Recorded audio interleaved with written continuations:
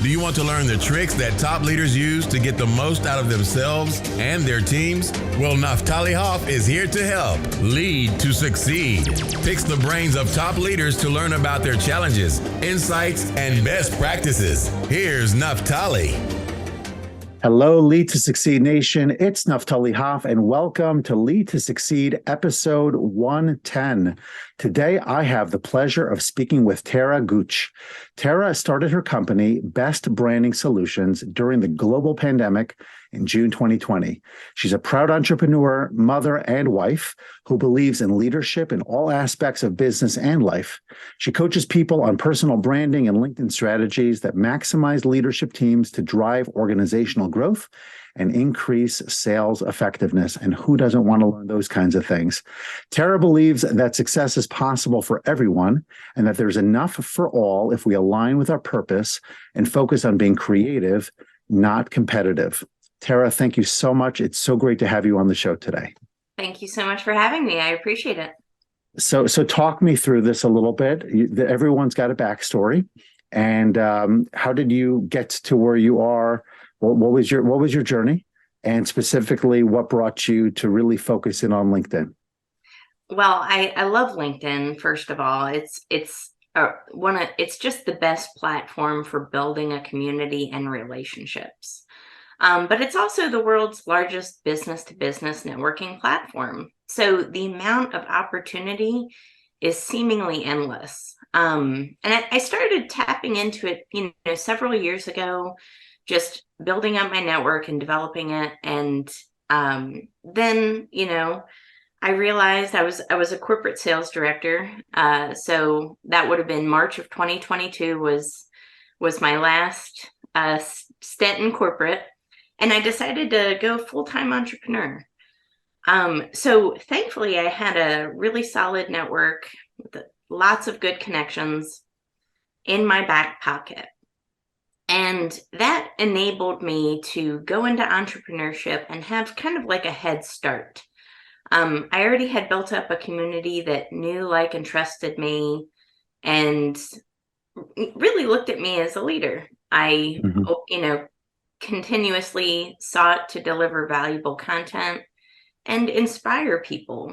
And at the time, I, didn't really have an agenda. It was just, let's inspire people, let's be positive, let's motivate, and see what happens. Let's just show up as my authentic self.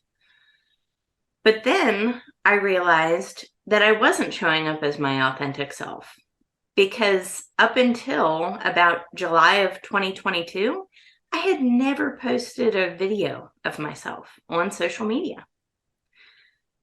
This posting of the video, I realized that, if I post a video, will people judge me? Will people reject me? Will people not like me? And then I said, you know what? It's about finding the right people, not all people. So I'm going to show up as my authentic self. I'm going to deliver video content. I'm going to post pictures. I'm going to deliver a lot of value. And I'm going to do it with the intentional purpose of, again, finding an aligned audience, not just all reach possible, but aligned reach. And that kind of enabled me to go into other next steps in my life and career.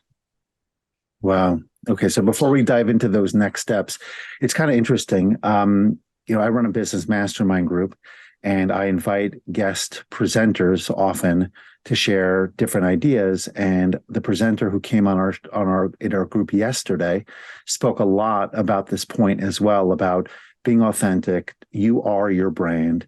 You need to show up as an individual, and you need to create that content. And there was a certain degree of predictable, I think, unease within the group about things like, well, how vulnerable can you be? Does that indicate that you're in some way incompetent and whatnot? So maybe you can talk a little bit more about authenticity, what it means specifically, and maybe why you think it's so important. Like, why are so many people drawn to it? And And I would go a little bit further because I've seen a number of your posts. That's actually how we met or we connected on LinkedIn first.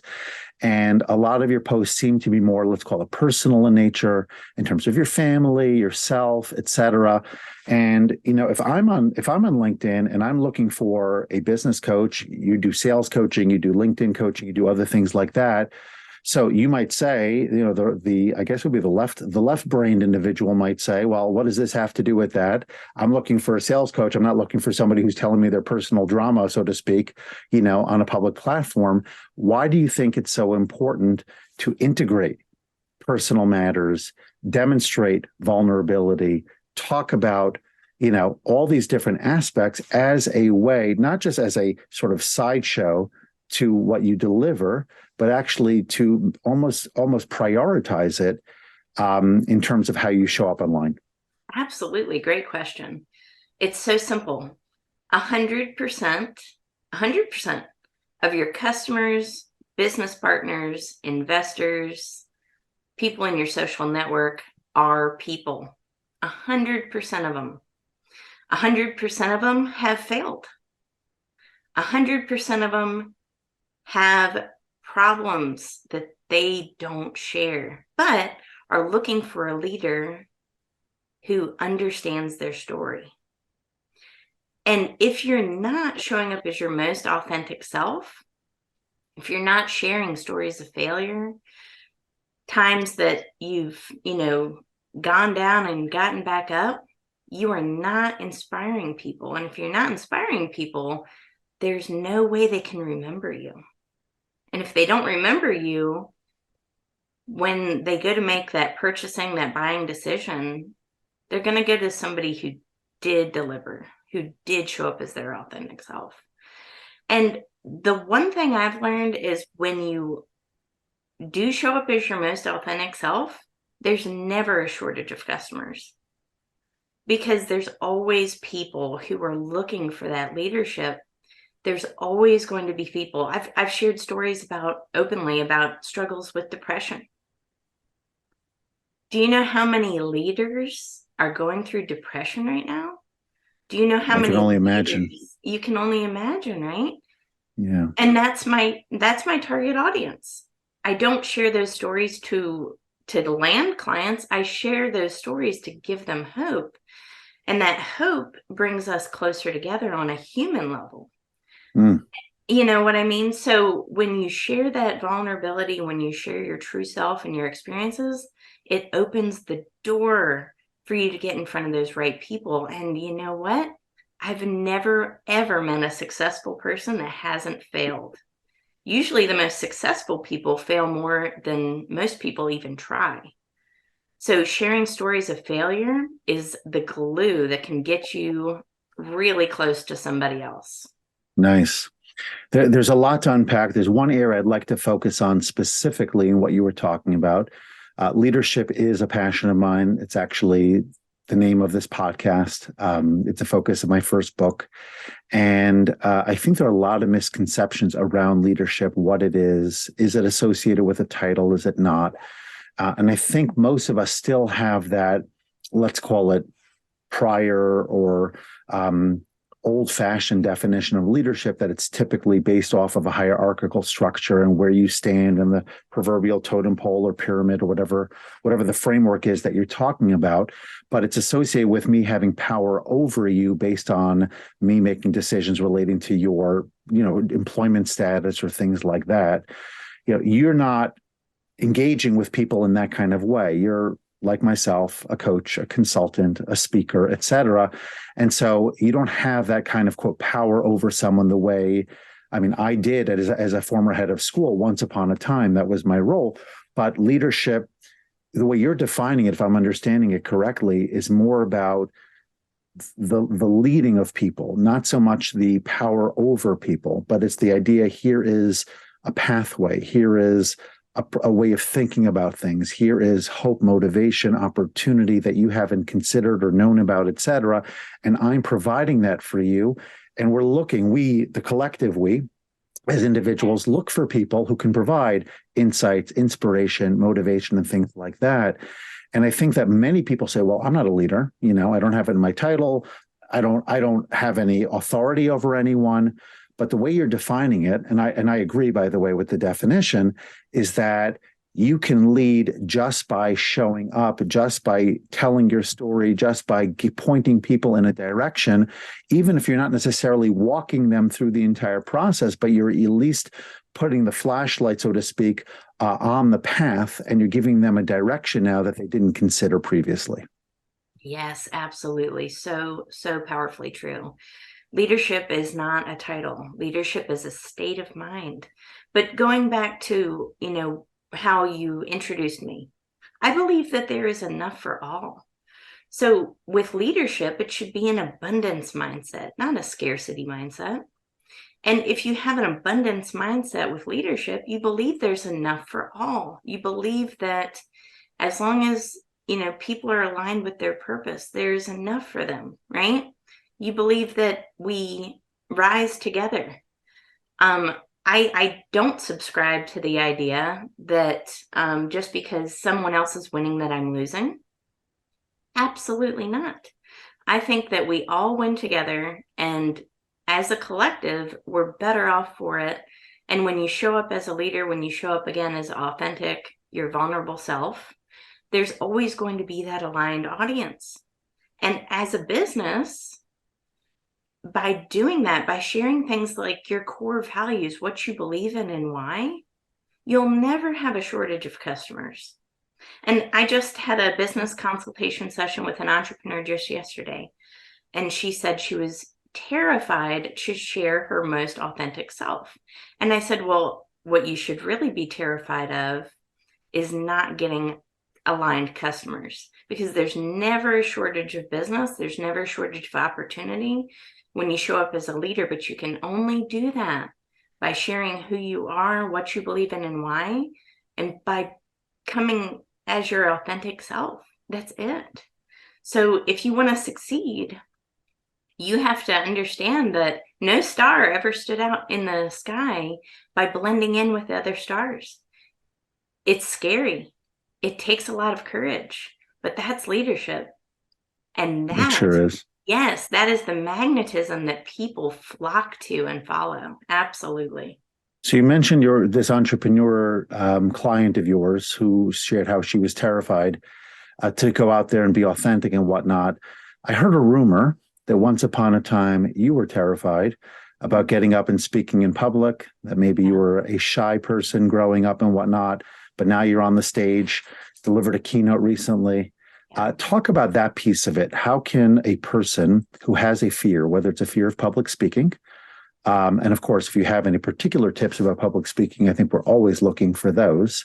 But how do you advise people who have an intrinsic fear to overcome that fear in a way that allows them to achieve what would seem to be a huge transformation in a relative short period of time?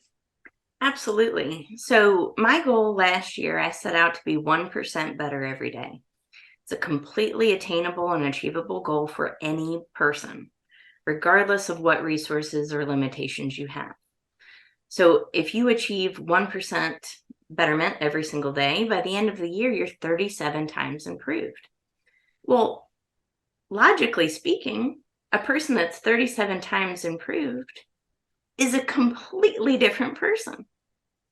So that completely different person that you've metamorphosized and became is going to be the catalyst to the growth that you're really looking to achieve. So for me, growing up, public speaking was absolutely terrifying. I would get red, I would sweat, my voice would crack. I could not speak. I felt that there was a literal block. I don't know what it was, but something inside told me, if you don't do this, you're not going to help the millions of people that need you, that need to hear your message. You're not going to inspire anybody by staying silent and by going off in a corner and be hidden from the world. In order for you to change lives and create impact that you're seeking, you absolutely have to get on a larger stage, get outside of your comfort zone, and become 1% better every day. So within less than a year's time, I did that. So it was actually only 9 months. I went from not being able to speak up on a Zoom call to going on stage in Washington, D.C. and delivering a keynote address that got me a standing ovation. It sounds like something out of a movie, but it's incredibly true. And it started with getting really clear about what my goals were, what I wanted, and how I was keeping myself in my own comfort zone and what my comfort zone was. And then every day just chipping down at that wall and ultimately becoming that person that I wanted to be. It was scary. So if I could interject for a second, this was great, by the way, but I want to bring it to more, let's call it brass tacks. So let's use your story, for example. 9 months ago, you were petrified to even go on Zoom, and now you're delivering a powerful keynote with a standing applause and whatnot, which is fantastic. What specifically, I know you talked about setting goals and you talked about day-to-day improvement. I wonder, though, for some listeners, if that might be still a little bit too theoretical and maybe not specifically concrete. Now, obviously, you're not coaching them on an individual basis, but what would be some specific things that you did do or you would advise others to do? Well, let's stay with public speaking, but it could be relevant to anything, to move from this very far place from your goal to incrementally get better to the point where you're now a completely transformed person. Absolutely. So we talked about video a little bit ago. Video was a huge catalyst for me to start practicing, right? To start getting my voice out there to a larger audience. And one of the things that I realized, when I first started doing video, I would take 50 takes and I hated each one of them. But I just pressed the post button anyway. And I started getting a lot of traction. I started getting clients. And then I started doing it on a weekly basis. And then it became, all right, I'm going to do a LinkedIn Live.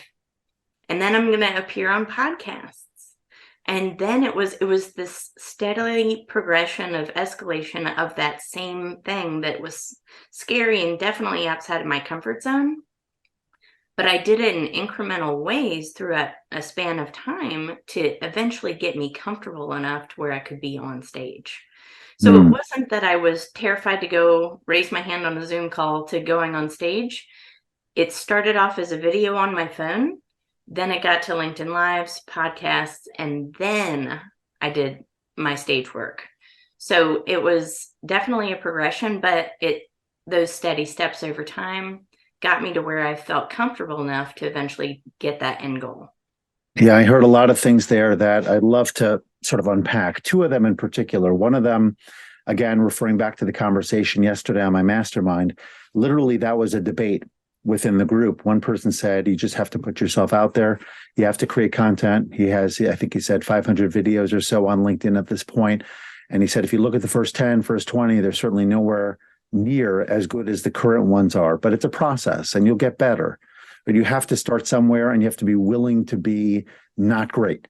Yes. For the purpose eventually of getting better and better and being more capable of delivering a refined and punchy message in less time with all the other trimmings, that make quality video. And then the other point that you didn't say it directly, but I think you were certainly referring to it as you were talking, the idea of having this macro goal. So in your case, it might be being able to speak publicly in front of X number of people, but you also want to ask yourself, well, what are the incremental goals? What are the in-between goals that I need to set for myself so that I can get closer to that bigger goal? And in your case, it was posting video content on LinkedIn. It was getting on podcasts. You mentioned something else as well. Those in-between steps create more opportunity for you to refine your message, to just feel more comfortable in conversation, to be comfortable being viewed by others publicly and whatnot. And then the stage becomes an outgrowth, almost like an extension of all of those other smaller steps in between, which I think is very important for anyone, regardless, because I coach on productivity and goal setting and whatnot. And oftentimes you have to ask yourself, well, what are the steps in between that will allow me eventually to achieve my bigger goal? So that's something that I wanted to sort of, I guess you say, tease out and emphasize. So I have another question for you, and this is for somebody who is, I wrote this book. I have a hard time sometimes because of my background showing it, but it's called Becoming the New Boss. Mm-hmm. And it was designed for leaders who are emerging, people who are either getting into their position for the first time or transitioning. Working with different people, whether they're formally leaders or not, what advice would you give to somebody who's starting out in leadership to ensure that they have a successful run? Because oftentimes leaders sabotage themselves unintentionally, and before you turn around, they're out. Yeah. So what advice would you offer?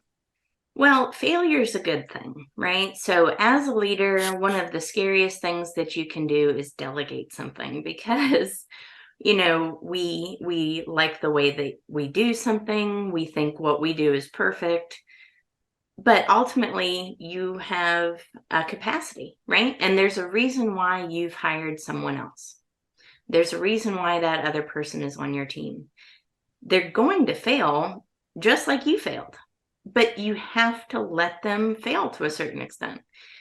If you don't let them learn, they're never going to be the type of leader you are today. But you also have to walk the walk, right? You have to talk the talk. You have to show up. You have to, come in, not that you know everything, but come in humble, right?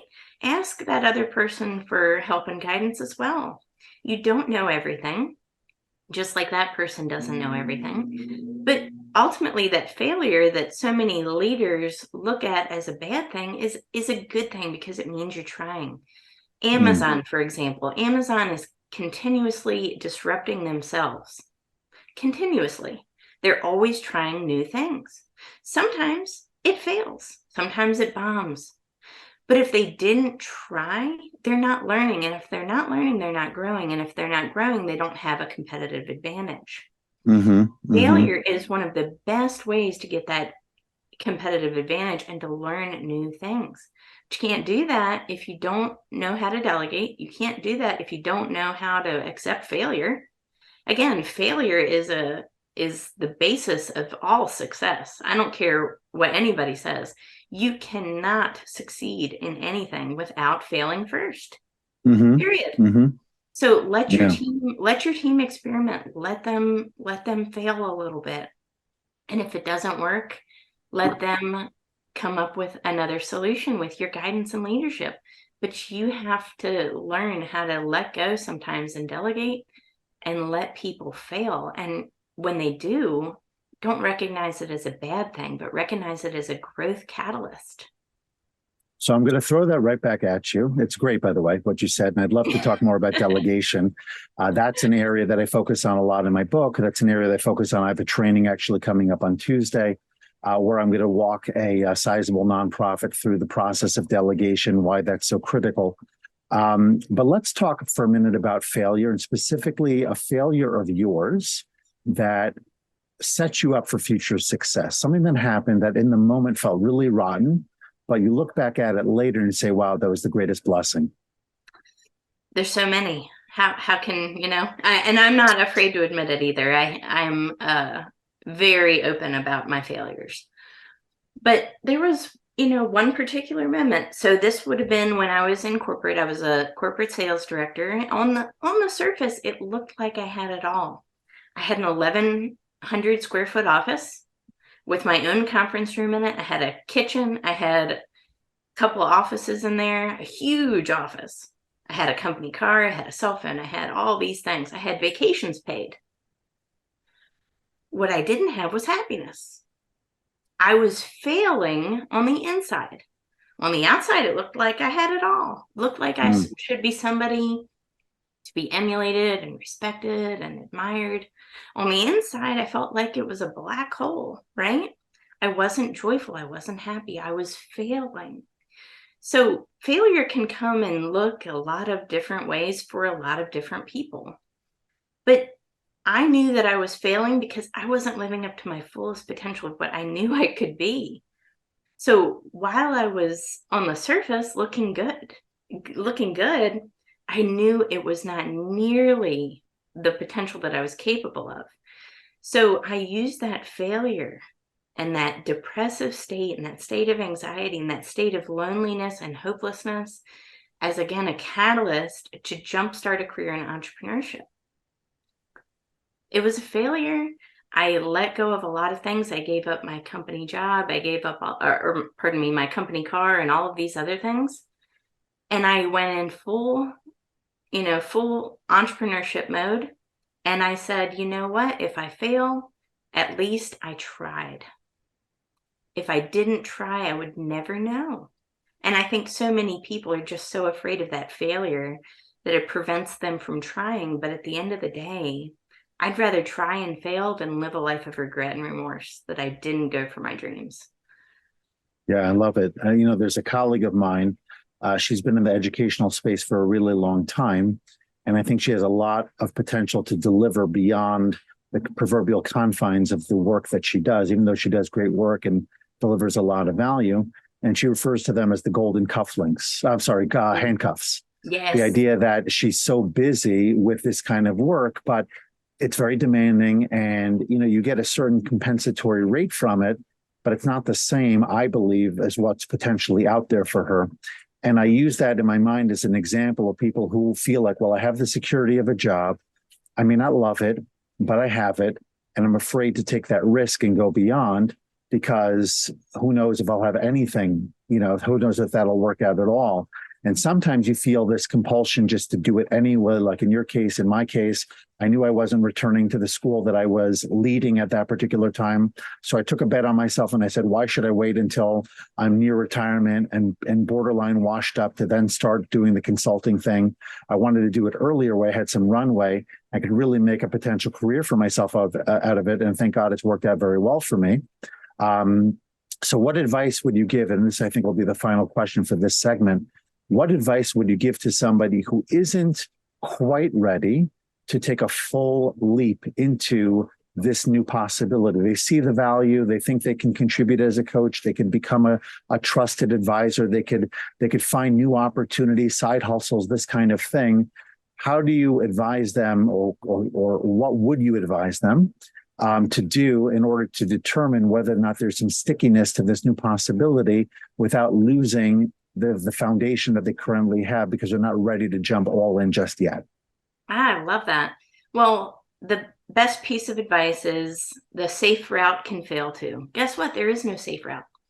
Look at how many, just in the United States alone, in tech alone this year, have gotten laid off, and more layoffs are happening. Our corporate jobs are not secure, right? So we can't rely on a career anymore. It maybe, things have changed. It's kind of flipped. You have to have something else in the works, in the pipeline, regardless of what that is. And listen to your gut. What is your gut telling you? Does your gut tell you that this is your purpose? And if it is, God bless, keep going. But if it's not, your instincts, you should know. You should feel it. And if you know you're made for more, start as a side hustle, right? There's absolutely nothing you can lose by starting something as a side hustle, figuring it out a little bit, and then, keep working, but do it, even if it's 2 hours a day, just keep chipping at something that you believe in, that you feel like is aligned with your purpose and your values, or what you want out of life. And keep that corporate job. And then if in the event that you do get let go, or if you do decide it's not for you, you have some kind of a safety net built up. You already have some kind of a network, some kind of a framework, so that you're not starting from scratch. But the best time to start would have been a year ago. The second best time is right now. But you've got to do it. You've got to pull that trigger. Awesome. Great advice. So now we're going to transition rapid fire, short and sweet. 10 being highest, 1 being lowest, the importance of a coach or a mentor. 10. The best people have a coach and a mentor. LeBron James has tons of coaches, tons of mentors, right? The best, most successful people on the planet have a coach and a mentor. A quote that you live by or think about often. My favorite quote is, "An ounce of doing is worth a pound of theorizing." Love it. Your favorite hobby? Working out and cooking, which don't go together, but that's okay. Well, it could be healthy cooking. And by the way, cooking could be a really good exercise. And there's a study that says, interestingly enough, that hotel, I forget what they call them nowadays. They used to call it, the cleaning help within hotels. They had two different groups, and one of them was informed about the benefits of the exercise that they were getting by doing all of their work, and the other one wasn't. They literally, that first group, lost weight and was in better physical condition. So if you put your mind to even things like cooking, you will actually see the health benefits. And finally, a productivity tip that helps you to get more done. Map out your day. Don't just rapid fire and, again, just start your day off with emails. Map out your day. How does your morning look? Set your day up for success by mapping it out with a strategy. Blocking off times. That's the best thing that I did to help me in my business. Literally blocking off times for cold calls, blocking off times for networking and emailing and catching up on things. Block off your time and start it with a strategy. That's great. I'm going to be talking about that in a deep dive seminar I have coming up in 2 weeks. So I'm super excited. Share with my audience, please, where people can find you, how they can connect with you. Absolutely. So I launched a personal brand website, taralafangooch.com, but you can also find me on my company website, bestbranding.solutions, or on LinkedIn, Tara Gooch. I'm on LinkedIn all the time. So that's one of the best places to find me. Absolutely. Okay, Tara, this has been fantastic. One final life lesson, please, to end our conversation. You were made for this. You're capable. There's nothing you can't do. Stop those limiting beliefs, that negative self-talk, and that imposter syndrome. It's not serving you. It's not getting you anywhere in life. And ultimately, it's keeping you exactly right where you are. If you want to move ahead, you've got to put that behind you and believe in yourself. And then every single day, keep believing in yourself. It's nothing that's going to stay. You're not going to stay motivated all the time. But what you can do is believe in yourself and chip away at it every single day and keep those imposter syndromes and those negative self-talk right where they belong. And be seen in a big way, because you do deserve it and you're fully capable of anything you set your mind to. Love it. And what I love about that last point is the fact that you combined motivation with action. Right? Because oftentimes we're waiting for that motivating moment to be inspired. When I get inspired, I'm going to do it. But it's all about taking that little bit of inspiration and then taking purposeful action. And I will tell you, as a performance coach, I'm inspired by this conversation. I've gained a lot out of it. And I'm sure the rest of Lead to Succeed Nation has as well. So thank you so much, Tara, for coming on the show today. It's been an absolute pleasure. And I'm looking forward to getting this out there really soon. Thank you so much for having me. Thanks so much for listening to this episode and for investing in yourself so that you can lead to succeed. Before you go, don't forget to subscribe, rate, and review the show. Your feedback gives the show more social proof and encourages more folks to listen.